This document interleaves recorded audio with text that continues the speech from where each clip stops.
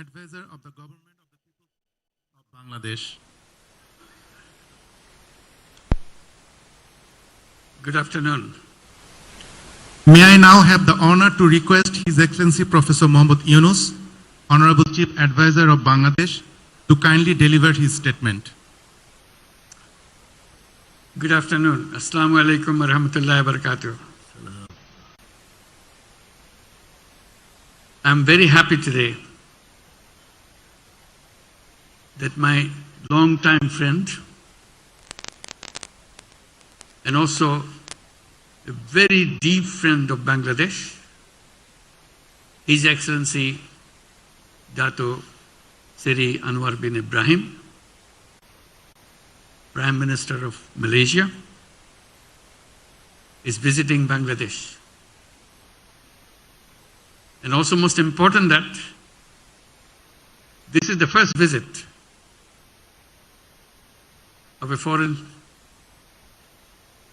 Prime Minister of any country visiting us after we have taken oath to run the government.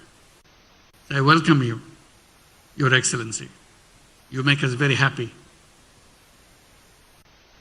having a friend and making this journey begin.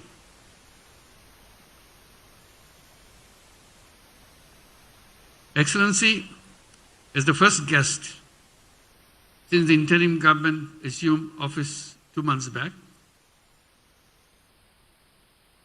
this is a good omen for us that we have a deep friend coming to see us. I must acknowledge the support from you at the very outset of the formation of our interim government, which manifests your friendship and high importance that Malaysia attaches to its relationship with Bangladesh. My friends, taking advantage of Prime Minister Anwar bin Ibrahim's presence in Dhaka, both of us committed ourselves to revitalize long-standing bilateral issues during our discussions just held. In my conversation, we discussed the unprecedented mass movement leading to the second revolution in Bangladesh, and the people, particularly youth, have made remarkable sacrifice in their quest for freedom and discrimination-free new Bangladesh. The interim government has been entrusted with the formidable task of building an inclusive and just Bangladesh to fulfill the aspirations of the mass people. We deeply appreciate the cooperation of our brotherly country Malaysia at this historic moment. Bilateral relations flourish through shared values, trust, and appreciation of mutual interests. We renewed our commitment to take bilateral relations to a new height.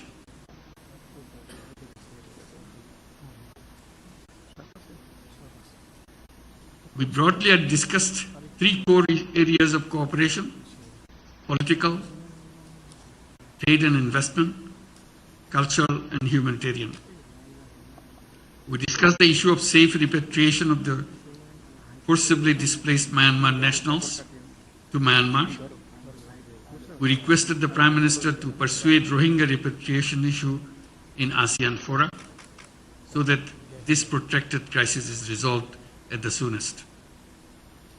We acknowledge the importance of regular bilateral consultation at Foreign Advisor, Foreign Minister level, Foreign Secretary General level, and other working levels. Excuse me.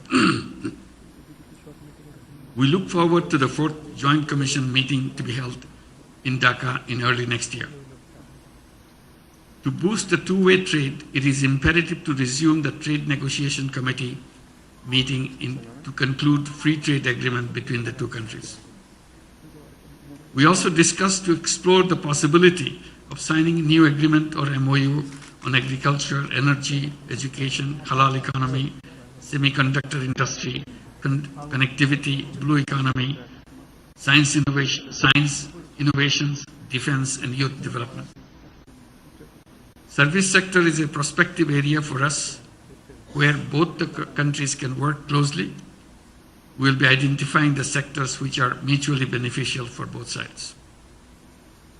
Possible future areas of collaboration could be mobility, finance, including sovereign fund, pension fund, private equity fund, health, education, data sciences, AI, and value-added industries. Recognizing the contribution of Bangladeshi workers to both economies, I believe the implementation of the MOU on the employment of Bangladeshi workers 2021 is important.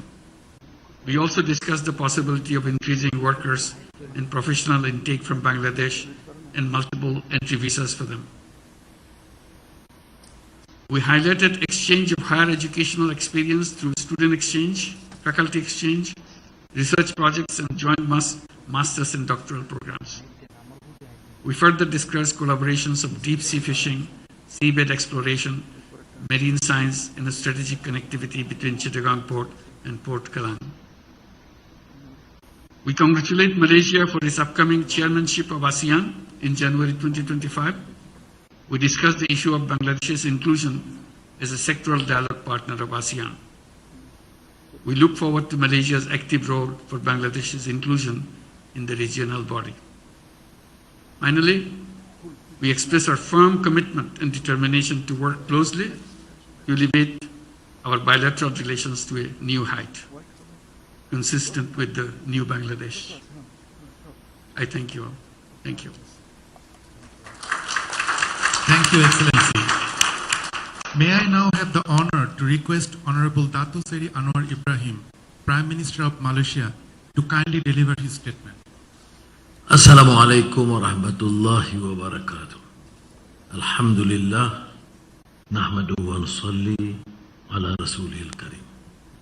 My dear brother, Professor Muhammad Yunus, Chief Advisor, Interim Government, New Bangladesh, Excellencies, Ministers, and Advisors, friends in the media. Of course, I'm delighted to be here. Back to Bangladesh. I used to joke, it's a country of Biplab and Shongram. And it's proven to be so. But more so, my acquaintance, the Bengali struggle, went a long way. I'm an avid reader of Rabindranath Tagore. I used the occasion in the solitary confinement in prison to reread Gitanjali. And of course, the essays and the short stories, which is passion. I know you for the last 4 decades, I suppose, as a person who have taken that initiative. Your lack of experience in governance, as they say, is nothing as compared to your strength. There is passion for the poor, marginalized, and for the people. And I think that is what we lack in this world today. You look at the situation in Gaza, now in the Lebanon, what's lacking? Is deficit in humanity, in justice, in compassion.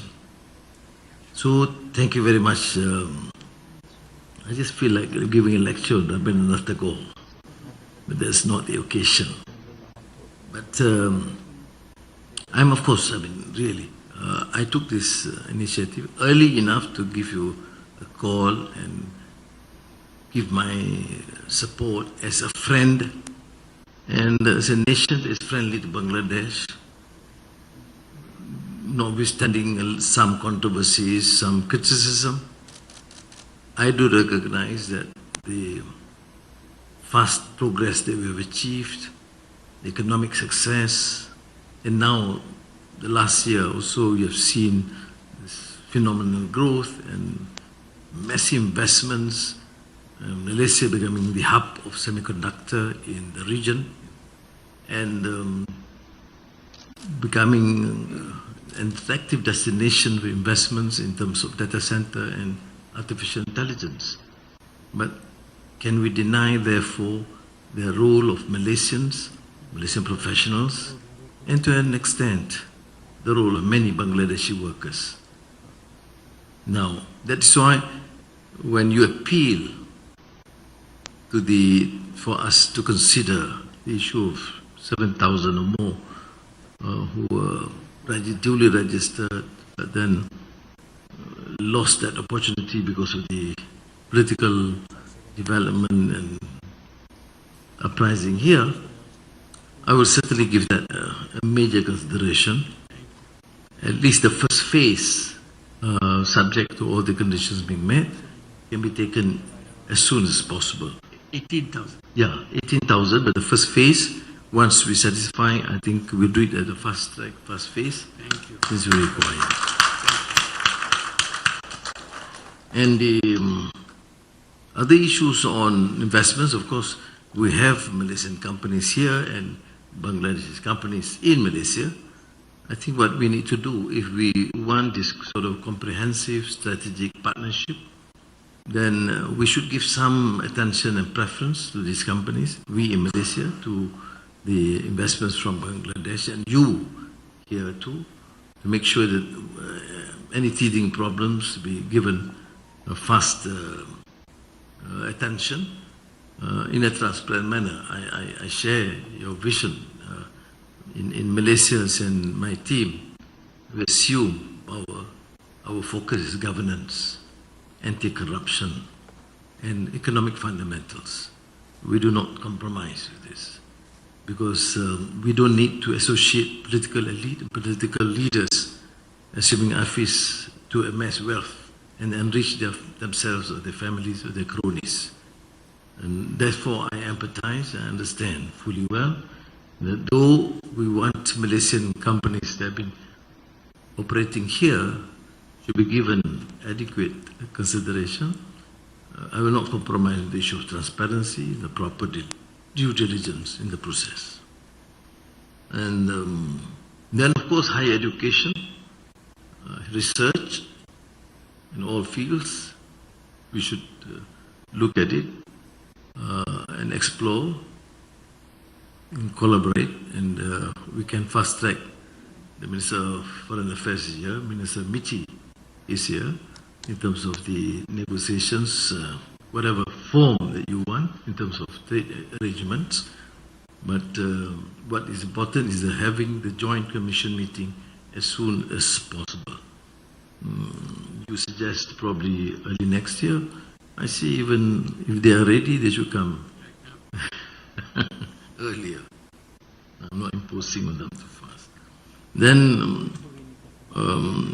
on the ASEAN sectoral dialogue partner, in the past there were encumbrances, not created by us but some members, because we have to achieve only through consensus. But let me assure you that I will give this some priority. The foreign ministry officials will start connecting with their counterpart, and probably once things seem to be quite settled, then bring up to the attention of the foreign minister. If it need be, I will personally interfere and speak to my counterpart. The fortunate thing in the region, ASEAN is, the most peaceful region in the world, fastest growth in terms of the economy. And our relation with our neighbors is excellent. And that is to me important in terms of propelling and giving importance to the economy. And so there are concerns you express, and I am satisfied with your assurance, because Malaysia is a multiracial, multireligious country. We realize that to succeed, we have to recognize the importance of the majority Muslims, and to also respect the rights of those minority or the poor, the marginalized. And I'm assured, thank you for the assurance, because to me, never mind the exaggeration or the mudslinging by some parts of the foreign media, but it is, I know you personally, I know your passion about rights of men and women, human rights, human dignity, ihsan or compassion, and now that you are in the government, these principles, I trust you would honor as we have tried. There are, of course, excesses, sometimes in the period which is uncertain, but I fully support your position, and I believe your effort to ensure that this new Bangladesh which is such a vibrant democracy and respect the rights of every single citizen in the country. I do emphasize this because this has been talked about. So I'm very pleased with your candid and sincere response. And knowing you personally is more important. I trust your leadership and dedication, and I'll be guided to be of any small assistance if and whenever you need. This finally goes to the issue of halal certification and collaboration in terms of halal, both certification and joint industrial development, and in terms of agriculture by the two countries. Thank you. Terima kasih. Thank you, Excellency. Dear friends from the press and media, honorable dignitaries will now take questions from the floor. Due to paucity of time, we will take a couple of questions. I request you to please be precise and brief while asking your questions. We can start with the UNB, United News of Bangladesh.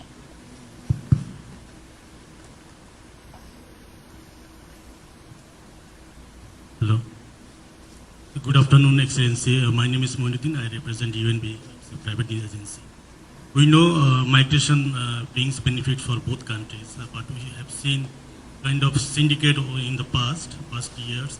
So what has been discussed to dismantle this kind of syndicate so that migration remains safe and regular?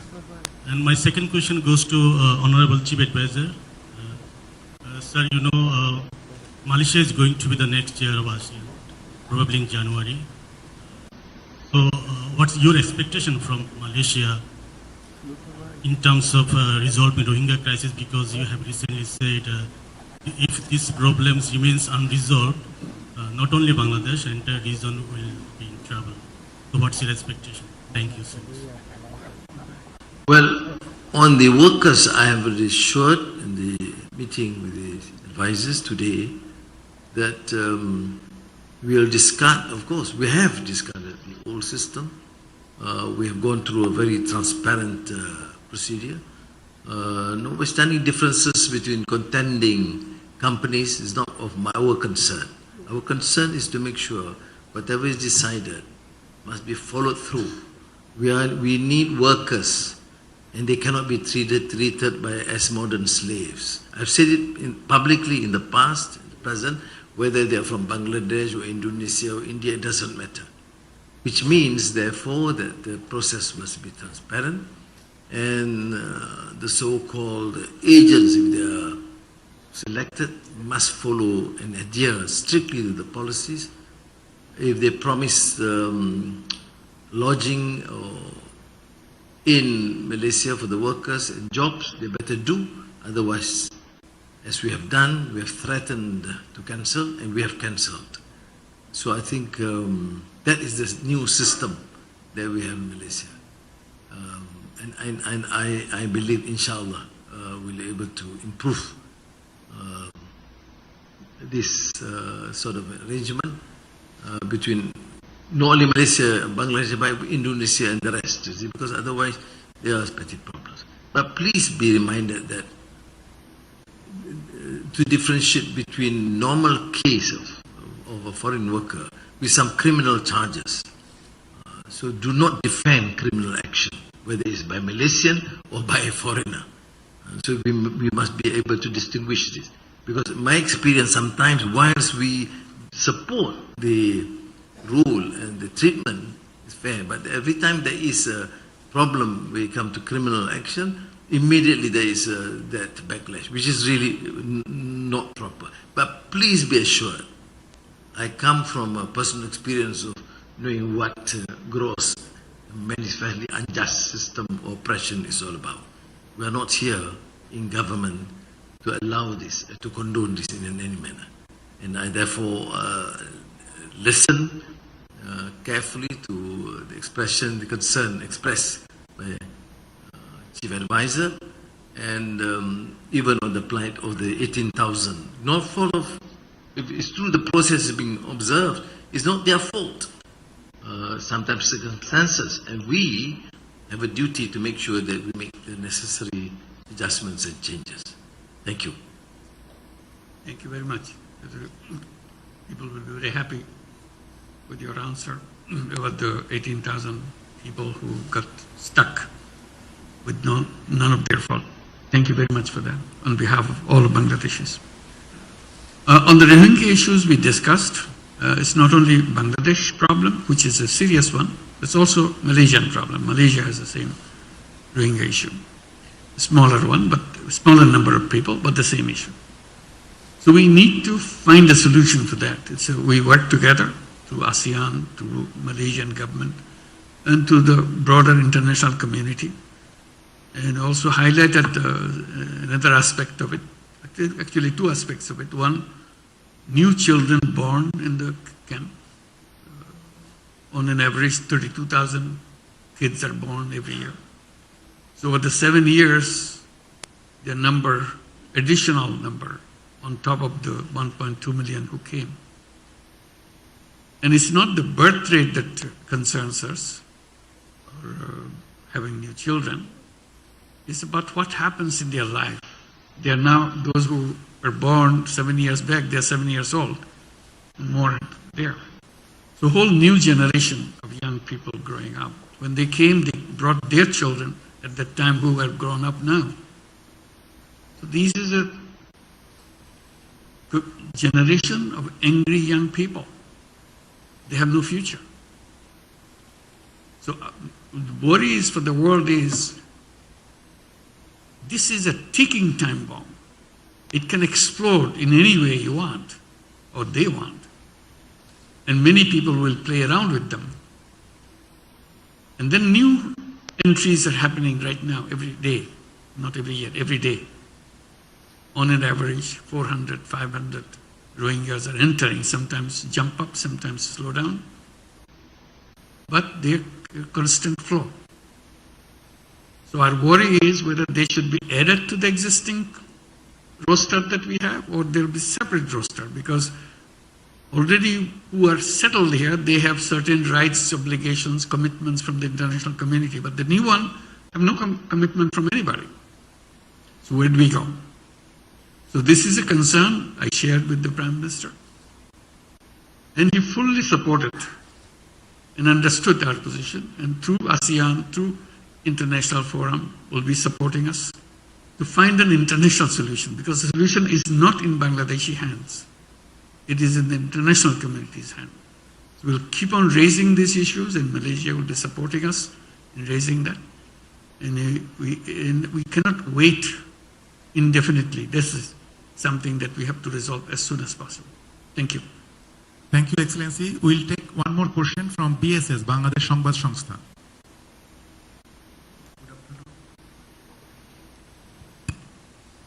Assalamu alaikum, good afternoon.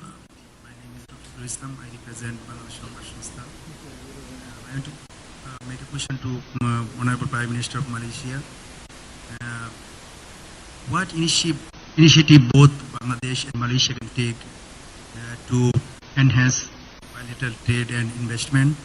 And is there any progress to sign a free trade agreement between the two countries? Thank you. Two issues which, of course, the Chief Advisor will have to respond also on the free trade agreement or related agreement. It would depend on what form, which is going to be decided by both parties in their first meeting, either towards the end of the year or early next year.